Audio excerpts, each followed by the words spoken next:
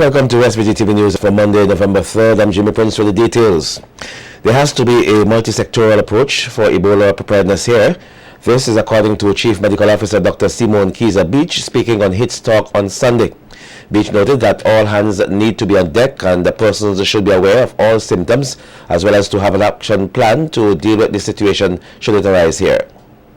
Come by plane, by sea, so we need to have immigration, port authority, port health, hotels, taxi drivers, everybody who is going to interact with somebody who is coming in. Those persons need to be involved. Okay, suppose it comes in and then we have to pick it up. Somebody gets sick and they turn up at a health center. So we need all of our healthcare persons to understand what's going on. How is that person going to get from home to the healthcare center? They might take public transportation, so we need to have the taxi drivers again. We even need to get to the van drivers. We need everybody. So even though it is a health situation, so for example, somebody calls the police tomorrow and says, I have a relative who came from Senegal and that person is well. The police, they need to know what to do. With a ban law in place for persons from Guinea, Sierra Leone and Liberia, the CMO said the issue has to be handled carefully. They should never be discriminated against. They should never be put more at risk or put in danger because of their situation. So the Human Rights Association, the Marion House is involved, the police are involved to try to protect. So that's why we need a multi-sectoral thing. Health can always get the hospital ready for a case, but we don't want it to get to that stage, and we want to make sure that in the whole process everybody is treated well, managed properly, and people are not fearful. So there is need, it is key, it is crucial to have a multi-sectoral approach. Meanwhile, the CMO said communication is the greatest weapon against the Ebola virus, and they continue to make persons aware of what is happening. At the beginning of this, the Caribbean Public Health Agency, PAHO, WHO, stated that the countries of the Caribbean are at low risk. St. Vincent and the Grenadines Ministry of Health went against that recommendation in terms of that assessment, in terms of us being at low risk, in that we felt that as a country we needed to do a bit more than was being recommended. Though it has been said that Vincentians are not taking the threat of the disease seriously enough, the CMO made it clear they are not taking the situation lightly. So we have had a very proactive approach to it, where we have developed our Ebola plan. We have brought in all of the stakeholders. We are partnering with other agencies. As a matter of fact, when the initial declaration was made by the World Health Organization about the epidemic, the widespread, about Ebola being an event of international concern, St. Vincent and the Grenadines was the first country to approach PAHO for advice in terms of protocols, about assistance in terms of training, and in terms of resources to protection. The 3 new fire trucks, which were purchased by the government for the Agan International Airport, were inspected today by Prime Minister Dr. Ralph Gonsalves and other government officials at the Camden Park Port. In addition to the 3 trucks, there is a container of spare parts and supplementary equipment estimated at the total cost of $2.7 million US. Prime Minister Dr. Ralph Gonsalves said the money, which is just over 10 million EC dollars, was borrowed from the Bank of Nova Scotia International. These 3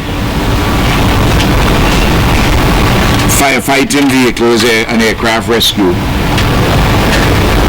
they had to be ordered to specifications, and the specifications were not set by Dr. Matthias, but by technical people who are aware of firefighting vehicles, aircraft rescue, and they had to be built to the specifications. CEO of the International Development Company, Argyle International Airport Development Company, Dr. Rudy Matthias, said the fire trucks are critical for the operationalization of the aircraft rescue and the firefighting station.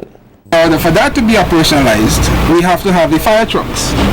And this is why we bought them and had them built so that they can be shipped to arrive here in St. Vincent at this time. So the trucks appear to be early, but not early because our previous schedule was to have them here for the airport to begin operation in December this year.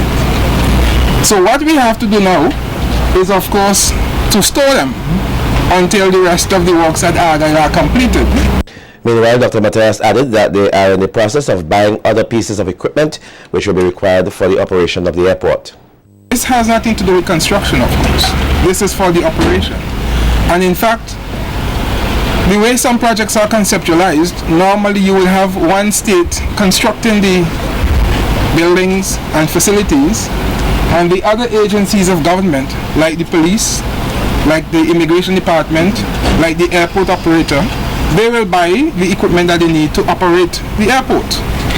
But as one government, IADC is of course a government institution, we are spearheading all of these activities. So we have to be sure that when we say that we are spending monies on these things, we shouldn't confuse that money with the construction. These trucks have nothing to do with construction. They are for operations, but we are paying for them. He added that in the coming months they will be purchasing another set of equipment for the terminal building. And we're talking here, perhaps the biggest of these will be 2 jet bridges that we are buying to install on the terminal building, to facilitate the efficient emplaning and deplaning of passengers that arrive on the larger jets. We will of course be buying things like conveyor belts, counters, scanners, and things of that sort that you would normally expect to find in a terminal building. Prime Minister Gonzalez says his government will complete the Argyle International Airport before the next general elections. If they humbug me and the way they go in, I call the election before it finish and let the people decide who they want to finish it, them or me.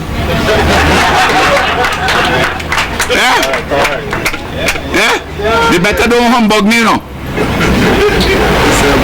I told them before that I wouldn't call the election until the airport done, but they getting on as though they want to provoke I.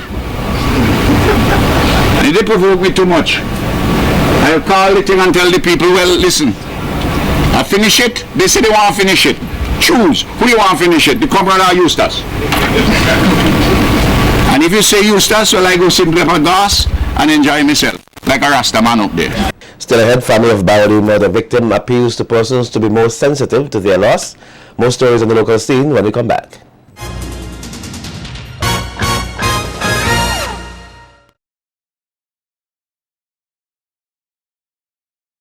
Welcome back. Police are investigating the circumstances surrounding the death of a Barody man over the weekend, which pushed the number of homicides recorded here thus far for 2014 to 32.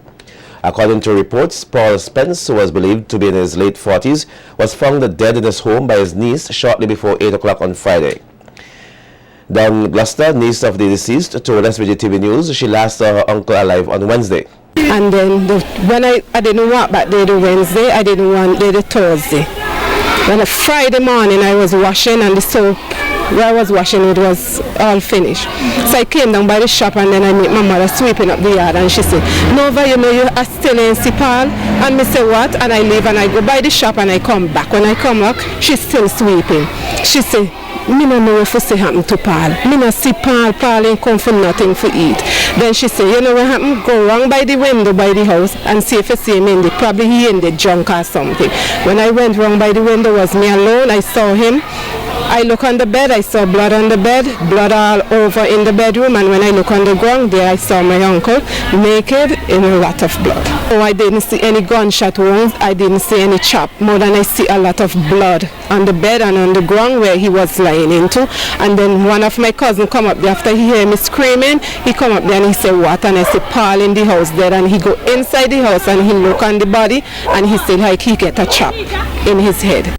Gloucester explains that her uncle spent 7 years behind bars and was later freed on a double murder charge. However, she said since his death, some persons have been very insensitive to their loss. What I want to say, whosoever is saying that, they should stop because, they're saying what goes around comes around, and I know they have children too. The deceased has one son who resides in Barbados. Akeem Martin, a 17-year-old student of Utley Hall, has been arrested and charged for causing grievous bodily harm to a fellow student. The incident is said to have occurred on their school's compound during an altercation last Wednesday, October 28th. Martin reportedly used his hands and struck a female student in her left eye several times, resulting in blindness to the eye. He was escorted earlier today to the Serious Offences Court on the indictable offence. The police prosecution had no objection to his bail, which was allowed in the sum of $5,000 with one surety.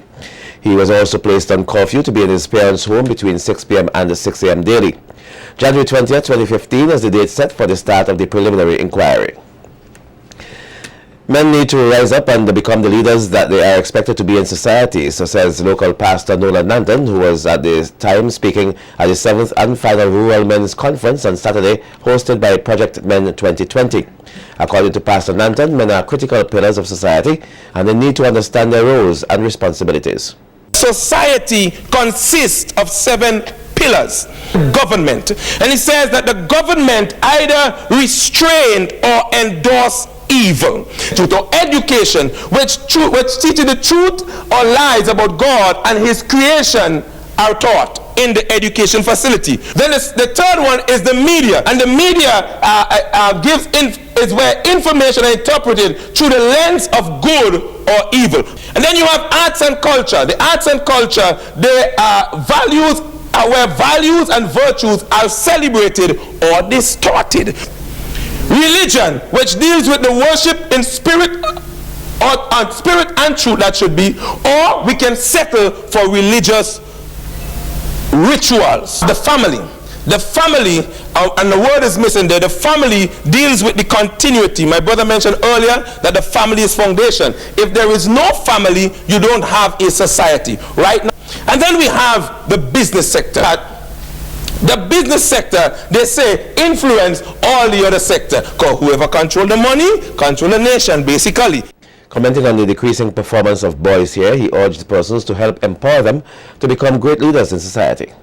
The men were called to lead psychologically, intellectually, emotionally, economically.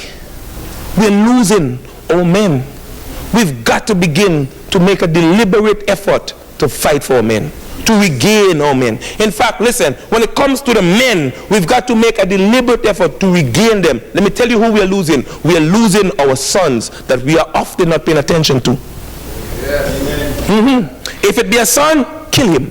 So they are going after the sons. To do what? Damage them. Because they are coming to be men. Are you with me? Saturday's event was held at the Christian Life Ministries. A local business is now focused on utilizing herbs to treat persons suffering with various ailments. Altco's aim is to help create a healthier St. Vincent and the Grenadines by promoting the use of local plants and using natural methods such as body cleansing to ensure the well-being of its clients. Managing Director of Alco, Sylvia Gould, speaks about some of the products that they have to offer, noting that there are many benefits to using these herbs. I am here representing my business, Altcos Wellness Enterprises. Our aim is to help persons to achieve awesome wellness for body, mind, and spirit. So we deal with the entire man. Today we are exhibiting and selling products and services to help with that cause. We are focusing on moringa, so we have moringa tea bags, we have moringa leaves, and we have moringa powder.